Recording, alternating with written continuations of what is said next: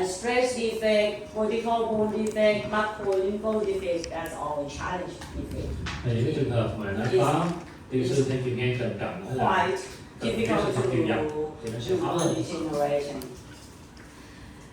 This one we say that's a small depression defect.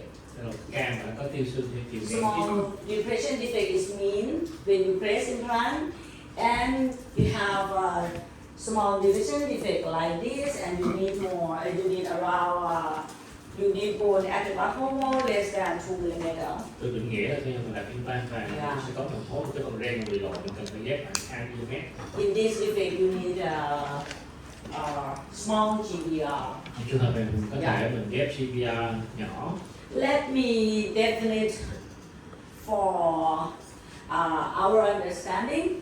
When I said contour augmentation, it means implant was put in post bone and with the post bone surrounding. Thì thứ But nhất là một số những cái định nghĩa là nếu như mà contour augmentation tức là cái implant mình đặt vào nó vẫn được bao phủ bởi xương nhưng mà xương nó hơi lép. and small GBR we will do once the implant surface exposed. Rồi gọi là small GPR, mình ghép xương nhỏ là khi mà Or đã có một cái phần ren bị buccal lộ. bone thickness less than 1 millimeter. Khi mà cái vách xương mặt ngoài nó mỏng hơn 1 mm. This is my first case in 2019. This is the first case of OSIC in Thailand also. Đây là cái ca mà đầu tiên tôi sử dụng OSIC năm The 2013. product, the first product of OSIC that I use is OSIC. Cái sản phẩm đầu tiên của OSIC mà tôi sử dụng. This is a challenge defect. Cái đầu nó cũng khá là thách thức. And that day I use OSIC Monac. I use it just cut it and just single layer and buckle and lingual. Thì cái màng OSIC mà lúc đó Yeah. tôi sử dụng And tôi close có thể suture. And close suture. đút This is vào rồi khâu đóng màng thôi. I work it with my past experience. Thì tôi thực hiện như vậy theo cái thói quen cái kinh nghiệm Yeah. việc cũ. Maybe you happy to see that everything closed. Happy with that. That is my past experience. Mình thấy And- cũng được nhưng mà đó là And for one letter, you see the beautiful soft tissue around that. sau đó tháng mình thấy một về là thương quan em khá tốt. The other side, number 46, Thì cái còn lại là răng 46, thin bone. xương mỏng, I place implants and I did GBR. đặt implant vào ghép xương. I use at the time I use a combination between mobile bone and endogenous bone. Nên tôi ghép cái hỗn hợp xương bò với lại xương tự thân. Since 2019, I address it. And I use ossicomac as a barrier membrane. Tôi dùng cái màng OSIC là And again, I close it. để mà che phủ phần xương ghép vào khâu đóng. 4 months later, 4 tháng sau I reopening it. Ossicomac is still there. tôi mở ra thấy là cái màng Momax nó vẫn còn đó. It still be ossicomac. It still be there. It look like at the different as I place it. That I put it in my patient mouth. Nhưng That is because it's long lasting cái material. màng này nó có thời gian tiêu rất là lâu. Don't remove it. Cho nên là mở ra mình vẫn thấy Please don't mở ra remove thì mọi người đừng có tháo ra nha. Maybe different with your past experience because when you reopening at 4 months you cannot see any membrane. Nó sẽ hơi khác với lại cái kinh nghiệm của mọi người. Thường những cái màng But đầu this tiên one is thì different. 4 tháng thì tháo ra là nó hết rồi, nhưng mà cái màng này là khác. Finally, this is provisional restoration for her. Đây là một hình 3-year follow-up. theo dõi sau 3 năm. 3-year follow-up for her.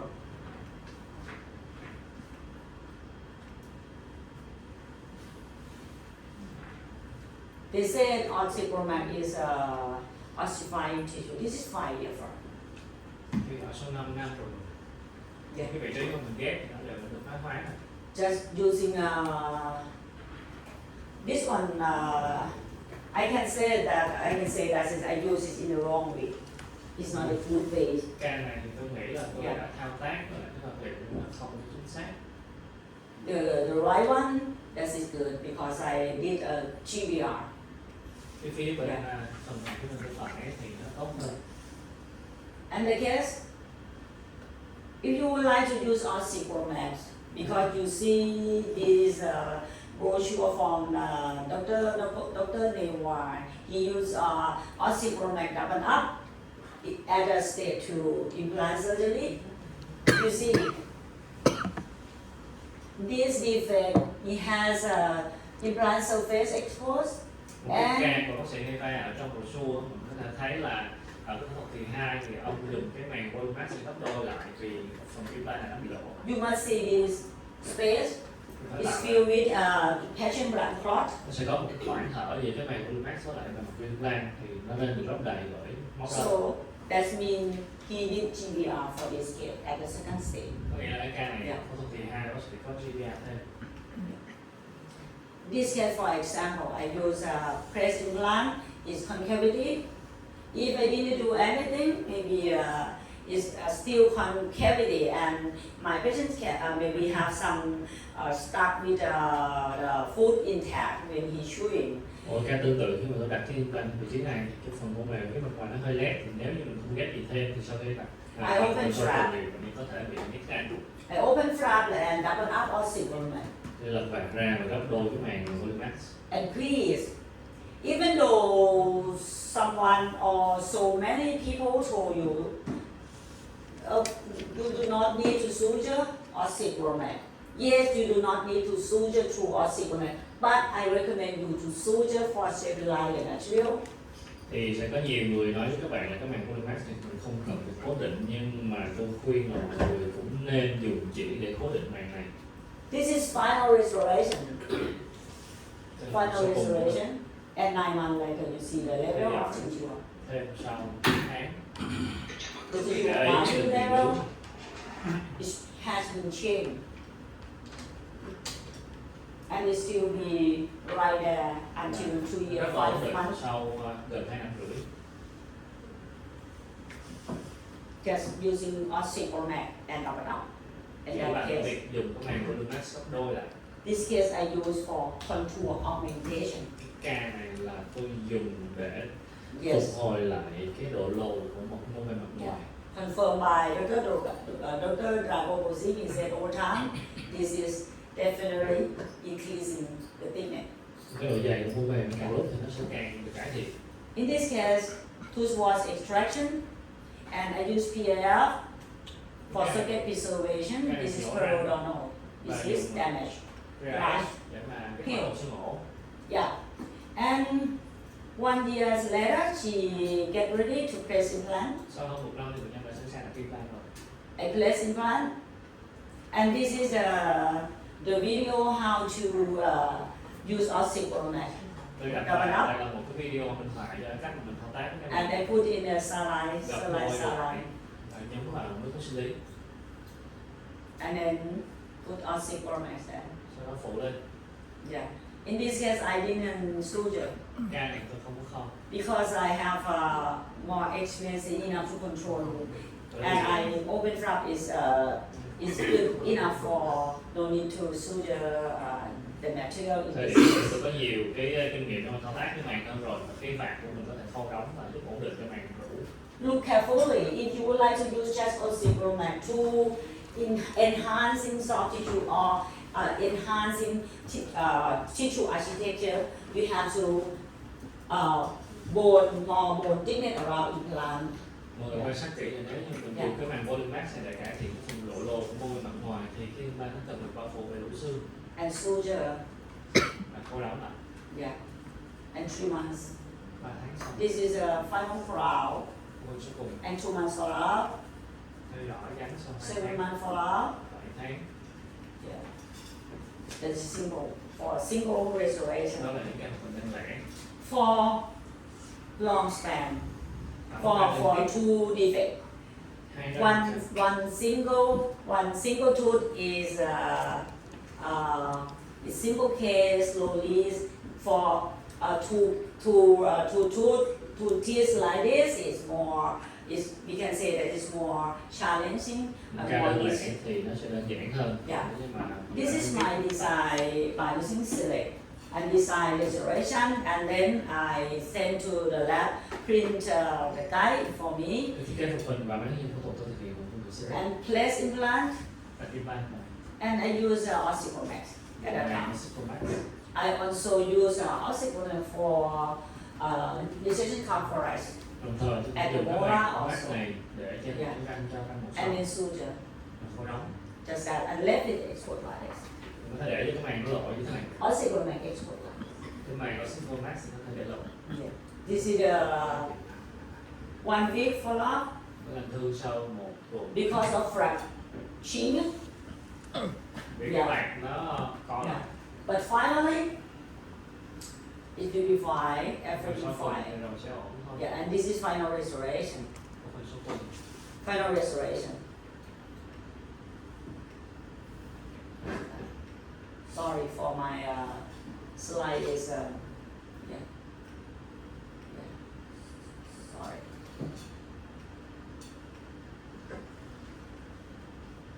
This is final restoration and you see the beautiful tissue around the plant. Mình thấy cái cấu trúc mô mềm của implant khá tốt. And by time Và it's thời gian better. thì nó càng trở nên tốt hơn.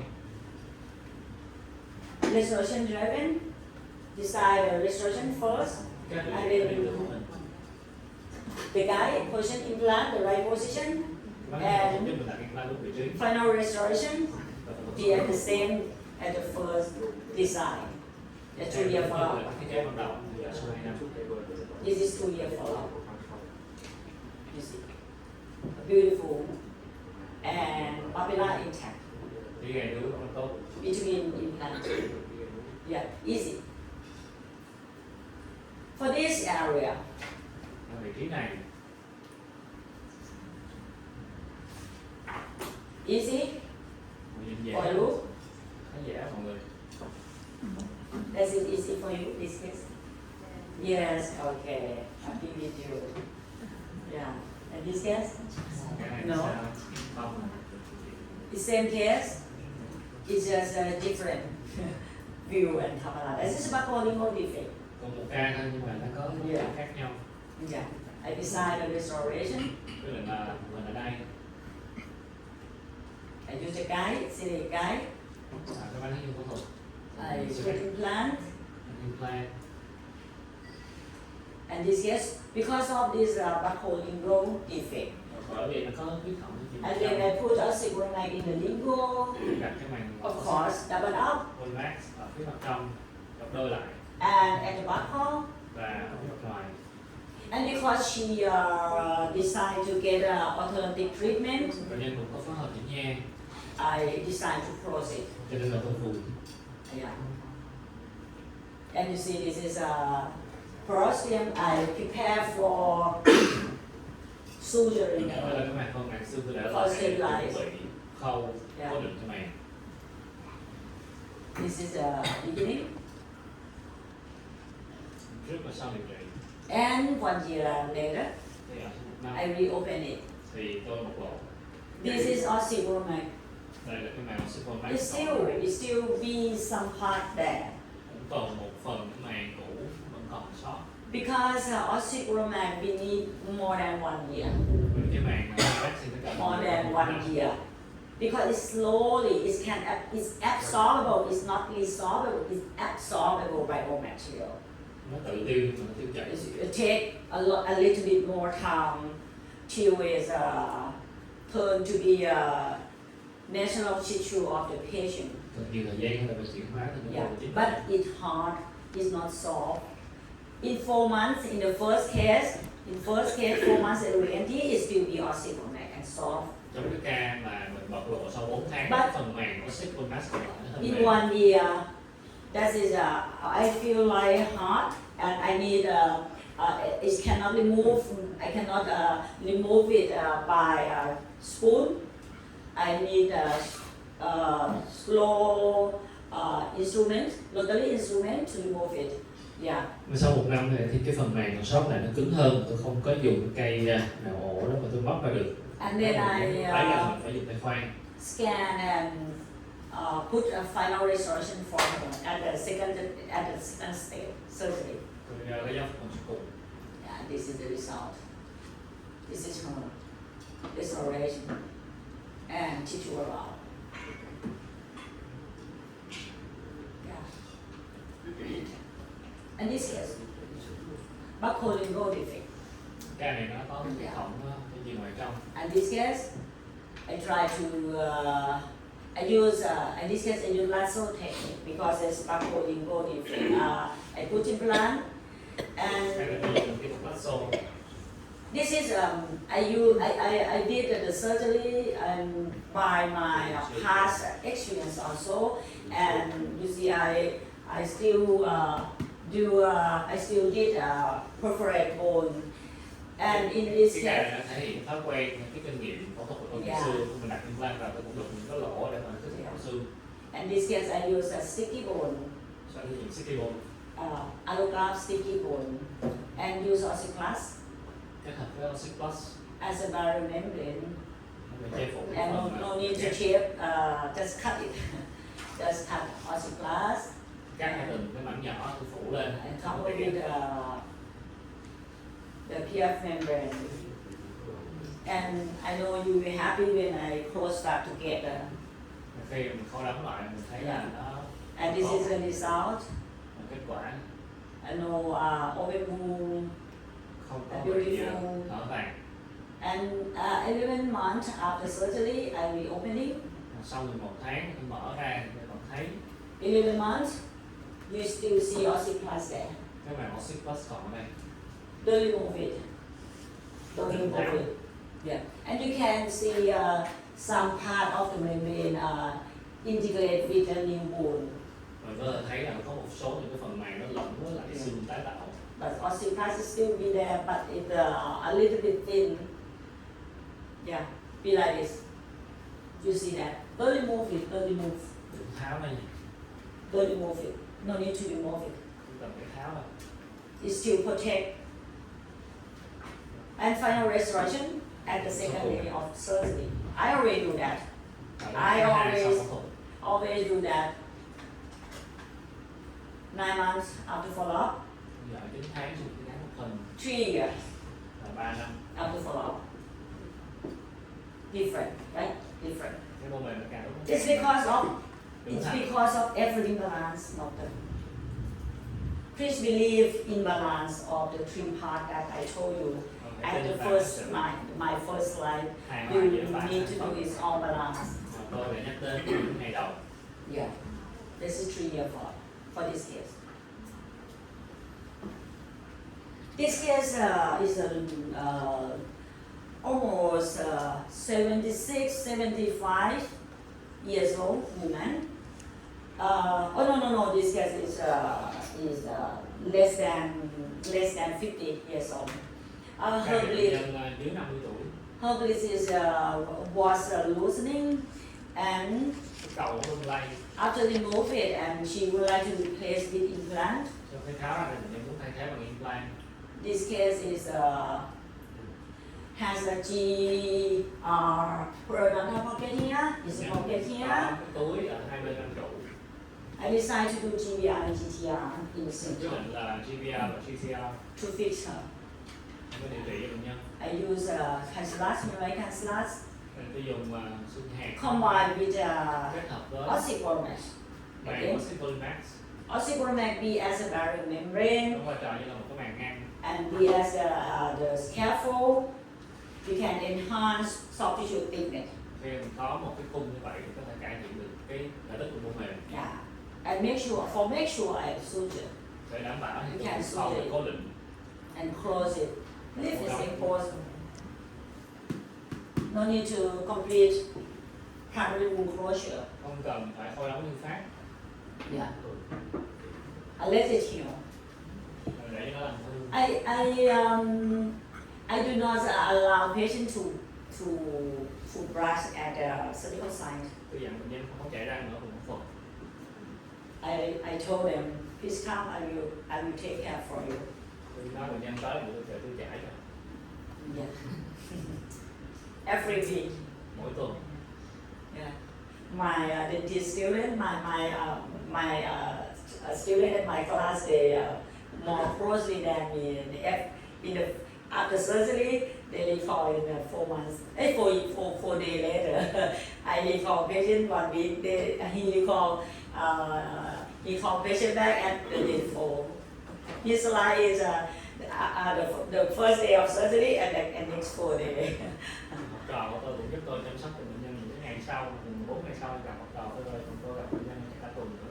And this is the tissue around the hand. Final proud. Mình số cùng Yeah. 4 months. sau 4 tháng. You can do everything in single surgery. Mình có thể điều trị tất cả Fast, những cái này trong một Simplify theo cách rất là đơn giản và nhanh and chóng, predictable outcomes. có kết quả nó khả thi được. Yeah. Another one case. Cái ca khác, This case, almost is more than 70 years old woman. đây là ca bệnh nhân nữ trên 70 tuổi rồi. Yeah, she has more thin bone than that case, the last Xương case. nó mỏng hơn ca vừa rồi. Yeah. Yeah. Single surgery, Một lần phẫu thuật thôi. open wound, osteotomy site, Lập vạc sơ sài trung tay, buccolingual defect. có cái phỏng theo chiều ngoài trong. What are the material that you will order from the Dentsply Barcelona? Thì vật liệu mọi người sẽ sử dụng của Dentsply cho ca này. What would you like to use? Come on, you have to make decision when you face your case. You need to select the material. Mọi người phải quyết định chứ. Bệnh nhân You saw the soft tissue, right? In soft tissue, that's when you need ossiformat. chắc là mình sẽ phải dùng cái màng oxycodone. Yeah, of course, this case you have to use. You should use ossiformat. And for the bone scaffold, the previous case I used sticky bone, Cái ca vừa rồi thì but this case- sử dụng sticky bone. more easy. Nhưng mà ca này No cũng need dễ hơn. to take patient blood. Tôi không cần phải lấy máu của bệnh nhân. Yeah. Ráp. I just put at the lingual, I put a double up ossicon like that, Cái phần vào trong thì sẽ gấp đôi cái màng. and at the barcode, I put ossicon. Ở phía mặt ngoài thì bên More easier, more easier. xếp vào thôi, dễ hơn. Yeah. And I would like to tell you something. Để tôi chia sẻ cho mọi người một cái tip. Please not think that I opened up. I didn't open wide. Khi mà tôi lật vàng, I tôi lật always vàng lớn, small, tôi làm một cái vàng open nhỏ thôi. small and limited. If not enough, I do it more. Nếu như I didn't open wider as the past experience of my. tôi không có lập một So cái you vàng have lớn experience. từ đầu như là cái chuyện ngày xưa tôi làm. Because when we open the flap to place implant, we always start with open wide, and this is a barrier to you for fix or stabilize the material. Ngày So xưa you mình need sẽ có to- xu hướng mình mở cái vạc lớn và như vậy thì sẽ khiến cho cái việc mình cố định cái vật liệu ghép So khó hơn. you need to start open small. Cho nên là mình cần phải Okay, xu hướng là remember vạc my lớn word. thôi. If not, you need more material to fix that. Nếu không Yeah. mình sẽ phải dùng nhiều vật liệu hơn để Yeah. lấp đầy khoảng trống. And this is an apical method soldier that I use to stabilize the flap. Đây là một cái mũi mà tôi cố định cái vạc về phía trong And again, I let it expose. và mình có thể để cho cái màng polymax này lộ. Yeah. Let it expose. And fix her temporal bit. Dán Back. cái cầu tạm vào. 3 weeks later, Sau 3 tuần, soft tissue already cover the material. mô màng nó đang dần che phủ cái mẫu trường rồi. If you remember, socket healing process, soft tissue will start in a week, in 3 weeks after extraction. But because we have something like a barrier, like a bridge, so while soft tissue come fast and close together in 3 weeks already. Mình nhớ lại cái quá trình làm thương của một cái ổ răng thì mình biết là cái mô màng sẽ làm thương rất là nhanh sau 3 tuần. Ở đây sau 3 tuần mình sẽ có một cái màng phía bên dưới nên là mô màng nó làm ở phía bên trên nhanh chóng không đi xuống dưới. And finally, she got final restoration Và mình sẽ cùng bệnh nhân at 3 months có after thể sau surgery 3 tháng with only single surgical treatment visit. thực hiện một lần phẫu thuật. This is immediately that 1 month. Ngay sau khi gắn và sau 1 tháng, This is 10 months. sau 10 tháng. This is 10 months. 10 months after final restoration. It's repeatable. It's repeatable Những cái kết quả này mình có thể lặp lại được and repeatable. với những ca tương tự. I have so many cases like this. Có rất nhiều những ca I can confirm that, but I didn't report.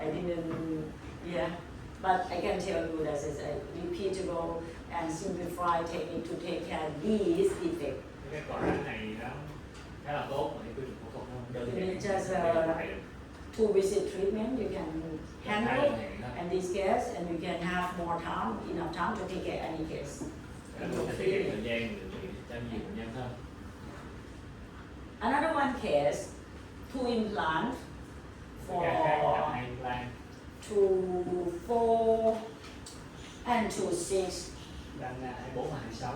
I plan at first I plan the second molar, a second to premolar. Bắt đầu thì tôi lên kế hoạch là cho răng 25. I place implant. Number 24 is thin buccal bone. Sau khi răng implant 24 thì mình thấy cái bác sĩ nó mỏng. In this case, I need bone. I didn't need soft tissue Thì ở ca này mình sẽ cần có thêm xương chứ không chỉ là mô mềm. like this. I need Vì bone. rồi đặt implant nó là I need bone for number 24. And at that time I use ossicone and ossicone max thời điểm đó thì tôi dùng xương oxy này cũng Polymax and suture. rồi khô đắp. You see, I always be careful when you use your seat. You must be careful when you open flap not too wide, and always make the Persian anchor. In case we need to suture for stabilize the material. Hãy chú ý khi mình lật vạt không Dạ. có cái vạt nó quá lớn và nhớ để lại phần màng xương ở phía chóp để phòng trường hợp mình cần phần màng xương đó để cố định cho màng sau này. And the benefit when you overlay flap like this, because periosteum still be there and blood supply from periosteum is better than you lace it wider and leave from bone. Thì That's cái lợi the điểm của benefit. việc mình lật một cái vạt nhỏ Dạ. như là cái màng xương này không chỉ là ở việc cố định màng mà còn là nuôi dưỡng từ cái phần màng xương nó sẽ tốt hơn so với cái chuyện mình lật cái vạt lớn. And suture. Mình khô đóng lại. 8 weeks later, 8 tuần sau he come back, mình quay trở lại. and this is his final restoration. Đây là tuần sau cùng của bệnh nhân. This is 3 years follow-up. Theo dõi sau 3 năm. You see, it's not easy to have a popular B2B implant together. Thấy là để mà có thể It's not easy. It's not easy. cái gai nếu mà chịu những implant nó không có dễ. You just remember you need to keep it balanced 14 part. Mà hãy nhớ Implant position, giữ sự hài hòa giữa restoration, vị trí của implant và and cái you phẫu thuật. need bone and soft tissue. Mình cần có một xương mà mô mềm. In this case, more challenging Ca nó kích thích hơn because wider. vì cái khoảng móc ra nó dài hơn. More challenging. It's contained defect, Một cái but phẫu it nó có khả because năng it's wider, so this case is defect configuration is categorized into to be high risk tự defect. chứa đựng vật liệu ghép tốt nhưng mà khoảng móc răng nó dài cho nên là đây sẽ xếp And thành một cái I ca also cao. I also did traumatic extraction. Cái nhổ răng nó cũng không lớn nữa. Yeah. Traumatic extraction. I Thấy nó tét xương. in case like this, I cannot do extraction with a traumatic extraction. Cái này tôi không có nhổ răng sạch chắn tối thiểu được. And this is I use lasso technique. Tôi ghép bằng phương pháp lắc So sổ. yeah, I use ossiclas Được. combined with Ngoài Oxy Plus kết hợp với the inner layer. I use mineral cancellous Bên dưới là dùng xương hạt văn hóa. because Mirai Castellas we can get more high percentage of white bone cell. Bởi vì nó sẽ kích thích tạo thành cái xương sống tốt hơn. I would like to place my implant in there. Chúng ta đặt implant ở cái vị trí xương đó. And outer layer I use a cortical bone, cortical form of allograft Cái phần phía bên dưới for là keep xương sống. contour Còn cái phần phía mặt ngoài thì because it's wide, xương because, đỏ. because it's wider and long span. Phẳng mắt ra thì nó dài hơn. And I use Ossiplus. Và Cover phủ lên on cái it. này Oxy Plus, And PF phủ lên PRF and suture process. rồi khâu đóng. This is lasso suturing, lasso flap design. Đây là cái bản thiết kế và khâu theo kiểu lasso. You guess it's new opening? I will get a complication by wound opening or not? Mình nghĩ cái bản này nó có bị bung không?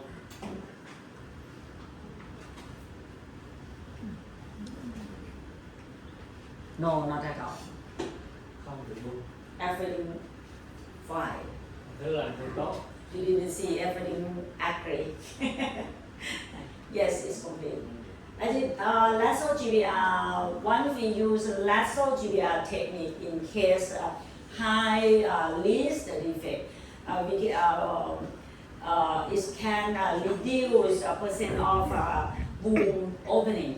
Thế nên mình dùng cái thùng ghép lasso những cái trường hợp rủi ro cao nó sẽ có thể giúp giảm thiểu cái biến chứng bị hở vàng. This is CBCT after treatment, and Obesity sau khi điều trị. you see we can protect apical migration just by using this technique.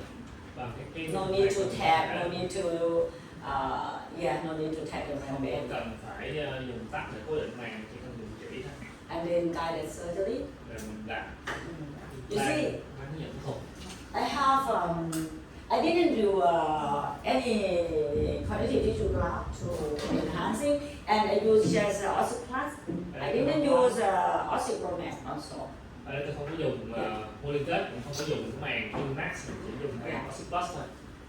This is called final restoration. Không có sau cùng cho bệnh nhân. For the upper right, for the upper right same case, Còn trên bên phải nó cũng tương tự. I use open book flap because Thiết kế bản của mình bút, I extract this one. tôi nhổ ở đây này. I press implant immediately and lay in graft Tôi đặt and implant cover vào, with Ossiplus rồi ghép và phủ bằng màng Oxy Plus. and close the flap. Và khâu đóng vàng. Leave it exposed. Có thể để cho cái vị trí mở ra nó thở. You see, everything beautiful and doesn't matter, doesn't Nó làm lie. dùng tốt. If you see yellowish Nếu color, như mình like thấy this. có cái hình ảnh màu vàng như thế này, please do nothing. Please don't use Cryexidine Smolins đừng làm for gì her. cả, đừng bơm rượu, không có oxy. Yeah. And this is her final restoration. Bơm sau cùng cho bệnh nhân.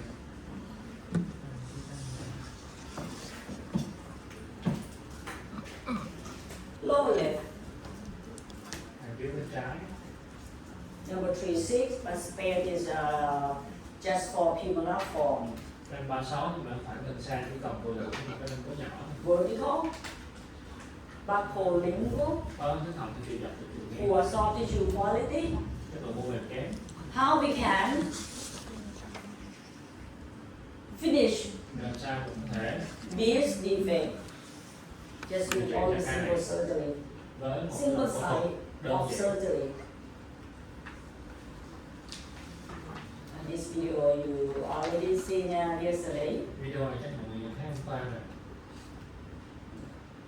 Maybe you would like to see it again. You will see that this is a Persian anchor. Mọi người thấy cái phần màng xương mình để lại ở đây Yeah. để I just put để cố định màng. the membrane in there. You see? Tôi chỉ luồn cái màng Yeah. bên dưới thôi.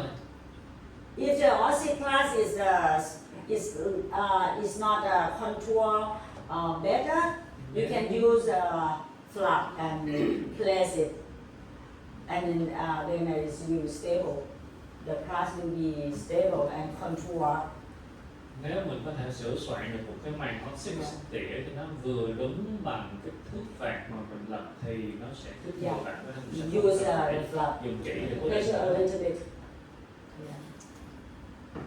Yeah. I use Áp vạt vào thôi là đủ. this is just the smallest piece of oxyplast, but because it's small defect, so why you see that? So why I put so many layers? Thấy không? Cái không mình Yeah. cắt lên rất là nhiều See. cái mảnh màng khác nhau để đắp lên. This is the technique to handle with the oxyplast. Cái kỹ thuật nữa mình có thể thao tác với cái màng Yeah. Optic Plus. Mm.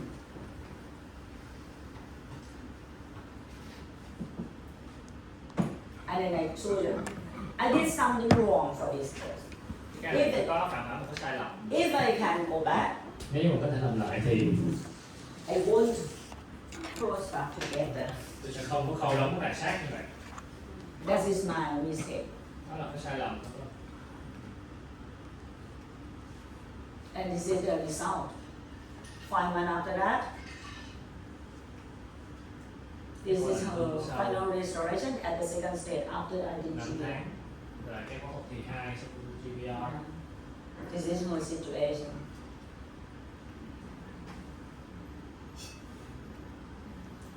Yes.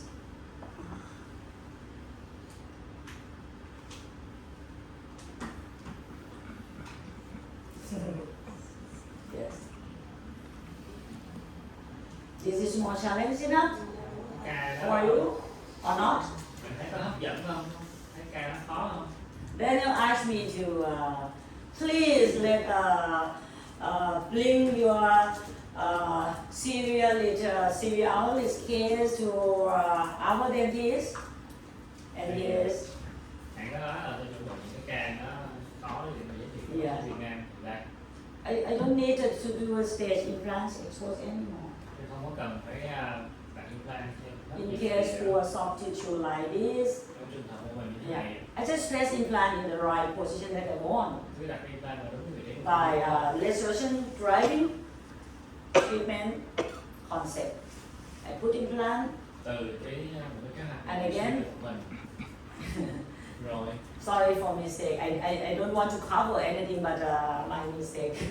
này Is tôi soạn slide hơi lỗi. I use oxyplast, Tôi dùng cái màng Optic Plus. and under oxyplast I use a sticky bone Dưới cái màng Optic Plus thì mình sẽ and vô PF membrane, và phủ lên bằng cái màng Yeah. PRF nữa. and then they close up together. Rồi khô đóng. Yeah. And again, by using this technique, you boom never opening. Này thì mô mềm là cái đạn mình làm không tốt. Yeah. And this is when I re-enter Đây là thời điểm mà tôi bộc lộ lại healing. from this, from this one, from that one to be here. Và đó sau điều trị như thế này.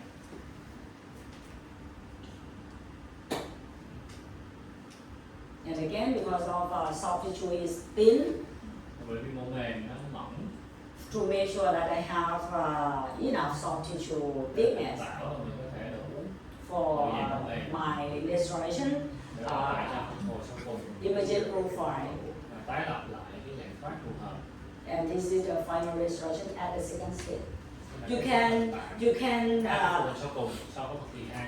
you can press final restoration together with osteochromic in the same way, Mình có the same thể method. gắn phục hình sau cùng lúc với Yeah. giai đoạn ghép. And this is final Mày, restoration ôi, for her. Oh, I didn't give you a follow-up. Sorry about that, but everything fine. Quên đưa cái hình tái khám lại nhưng mà nó vẫn tốt. In this case, Cái he has a good tissue quality. có cái chất lượng mô hình tốt. In this case, I use Arducate planning.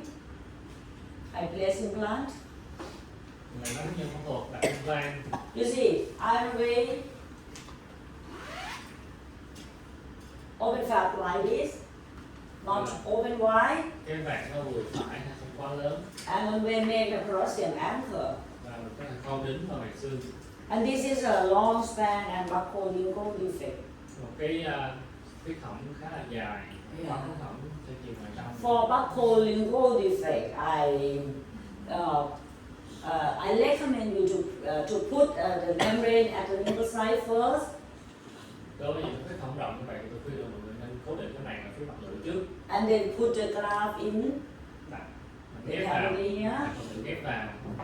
Your graft will fit the membrane, stabilize the membrane, Thì cái con người ghép nó sẽ giúp cho mình ổn định cái màng dễ hơn. and then put more bone graft there Rồi mình ghép thêm vào phía mặt ngoài, and close cover with the membrane, tốt cái màng ở phía mặt ngoài, and then suturing, periosteum suturing. rồi khâu kín vào màng xương. Yeah, and wound healing process. No need to, actually no need to complete wound healing. Mình không có cần phải khâu đóng quá là sát, Yeah, and this is a 2 week. phải làm thêm 2 tuần. Because I close wound together, so I cannot fix soft tissue around here. Bởi vì tôi đã khâu đóng 2 mét tạc sát vào nhau nên tôi đã không thể giải quyết được Yeah, cái phẫu của môn về mặt ngoài ở đây. That is the learning curve. That is the have to be careful while using new material. Đó là một cái lưu ý khi mà mình sử dụng cái vật. And then when I'm back for implant, Tới lúc mình đặt implant, I would like to tell you, in case that I have to make a GBR and state approach, I already design my restoration first. dẫu cho là mình And then I will build up the bone in a way that I would like to place implant. ghép xương thì nhiều thì Yeah. không thì cái kế hoạch của mình nó cũng đều Yeah. được một phần. This is same guy at the first, Nó cũng chính là cái vấn đề phẫu thuật về and đầu. this is the tissue that I have. Cái mô mà tôi đã tái sinh. Ossiplus still there. Cái màng ossiplus nó Ossiplus đây. still there. Don't be worried. No need to remove it. Người cũng không có cần phải lo lắng tháo này ra đâu. And of course, again, là một nửa because still have a thin soft tissue. mình có mô mềm mỏng In a multiple implant together like this, ở nhiều vị trí mất I recommend you to make sure that you have enough soft tissue. khi mà mọi người cố gắng tái lập lại If not- mềm ngoài nó tốt, nếu không If not, you cannot lodge a papilla between the implant. thì mình sẽ không có được cái gan gấu giữa implant. Yeah. In this case, I put both lingual and buccal side Trường hợp tôi ghép double up with ossic wall max. ví dụ cái màng polymax gấp làm đôi ghép là cả mặt ngoài và mặt trong. This is the day of final restoration. Càng cố gắng phần cùng. And again, better